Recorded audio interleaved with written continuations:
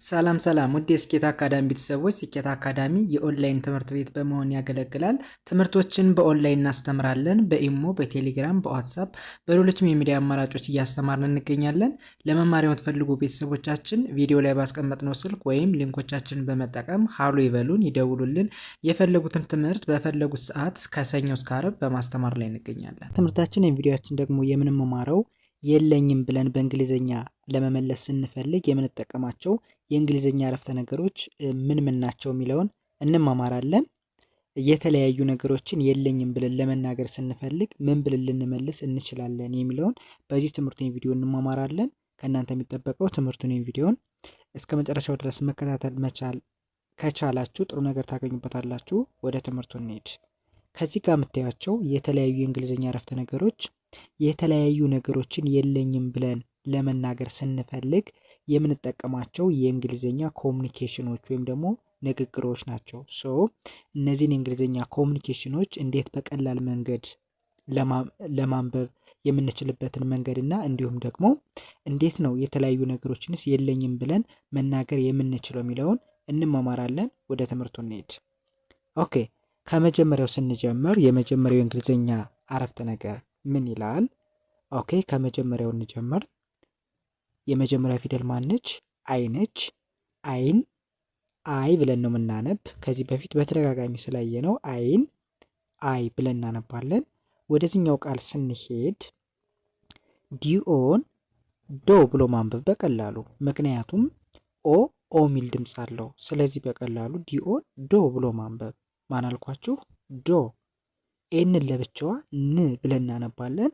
ቲን እንደ ት እናነባለን። ስለዚህ በአንድ ላይ በቀላሉ ዶ ን ት ዶንት ብለን እናነባለን። ኦኬ፣ ወደዚህኛው ስንሄድ ኤች ኤን ማን ብለን እናነባለን?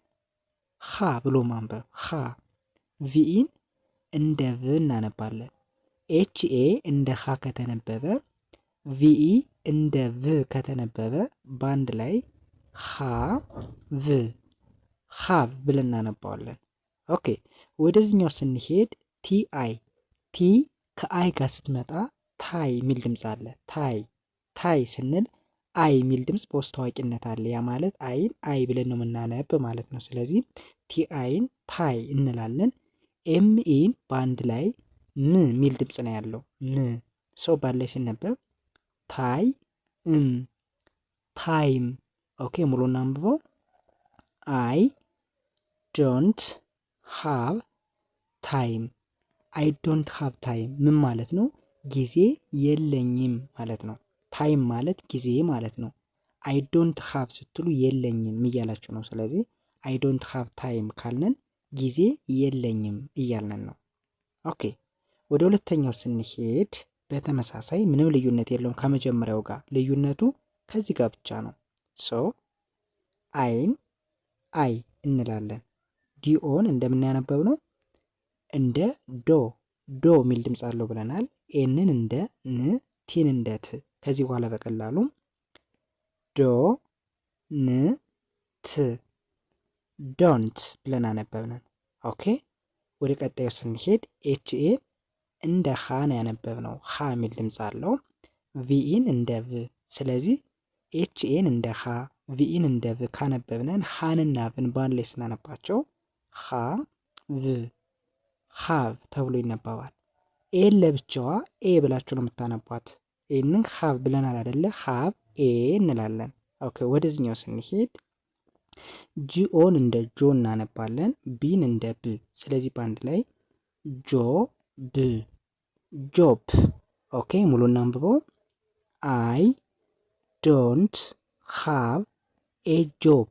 አይ ዶንት ሃቭ ኤ ጆብ። ጆብ ማለት ስራ ማለት ነው። አይ ዶንት ሃቭ ስንል የለኝም እያልነን ነው። ስለዚህ አይ ዶንት ሃቭ ኤ ጆብ ስትሉ ስራ የለኝም እያልነን ነው። ኤ የምትለው የምታመለክተው ሲንግል መሆኑን ወይም ደግሞ አንድ መሆኑን ነው።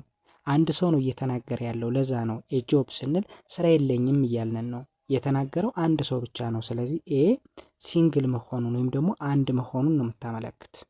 ኦኬ፣ ወደ ሶስተኛው ስንሄድ በተመሳሳይ አይን አይ እንላለን። ኦኬ፣ ዲኦን እንደ ዶ ኤንን እንደ ን ቲን እንደ ት ሶ ባንድ ላይ ዶ ን ት ዶንት። ኦኬ ከዛ ኤች ከኤ ጋር ስትመጣ ምን ብለን እናነበዋለን ብለናል? ሀ የሚል ድምፅ አለው ብለናል። ቪ እና ኢ በአንድ ላይ ሲመጡ እንደ ቭ እንደሚነበቡ አይተናል። ስለዚህ በአንድ ላይ ሀ ቭ ሀብ።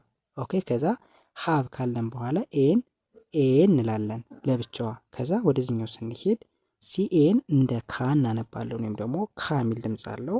አርን እንደ ር። ስለዚህ በአንድ ላይ ካ ር ካር። ሙሉ እናንብበው። አይ ዶንት ሃቭ ኤ ካር። አይ ዶንት ሃቭ ኤ ካር። ካር ማለት እንደምታውቁት መኪና ማለት ነው። አይ ዶንት ሃቭ ማለት የለኝም ማለት ነው ብለናል። ስለዚህ አይ ዶንት ሃቭ ኤ ካር ስንል መኪና የለኝም እያለን ነው።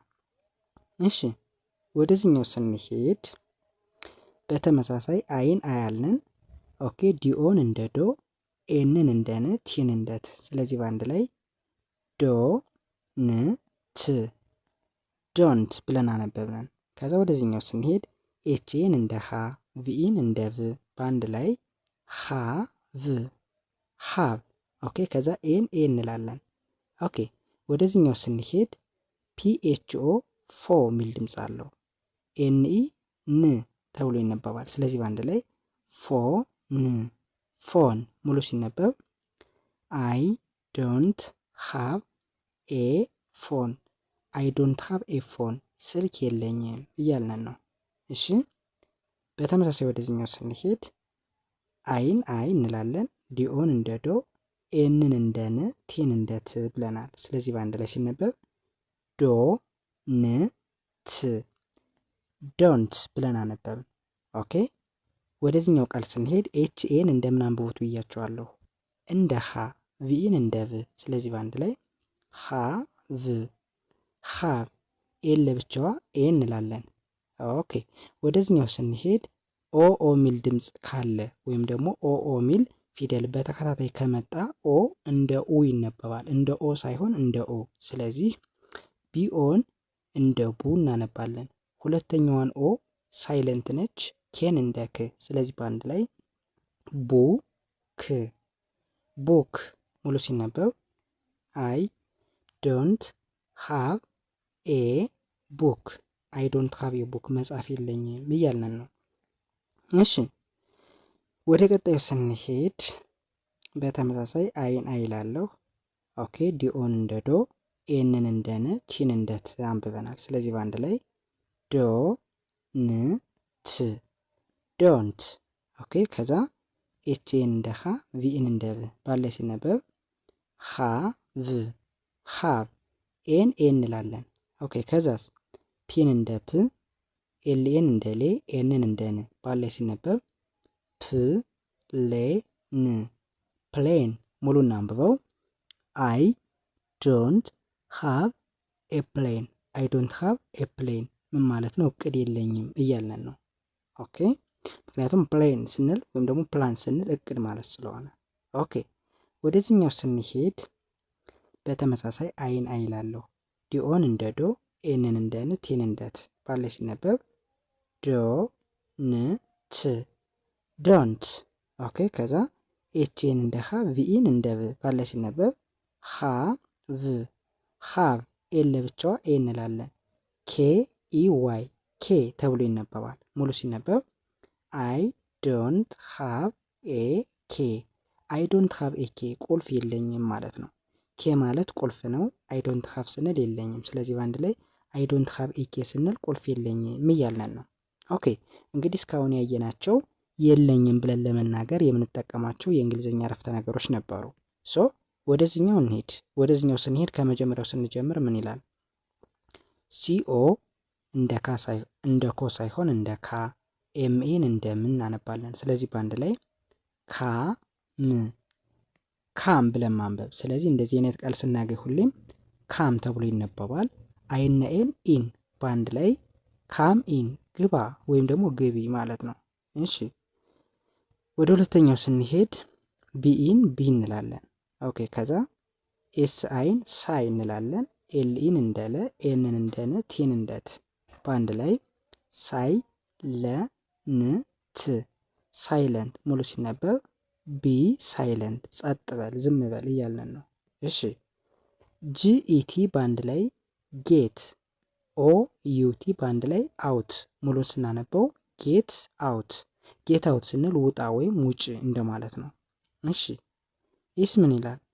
ኤስን እንደ ስ፣ ቲኤን እንደ ታ፣ ኤንን እንደ ን፣ ዲን እንደ ድ በአንድ ላይ ላነበው እስ ታ ን ድ ስታንድ ዩና ፒን አፕ ባለ ሲነበብ ስታንድ አፕ ቁም ወይም ደግሞ ቆሜ።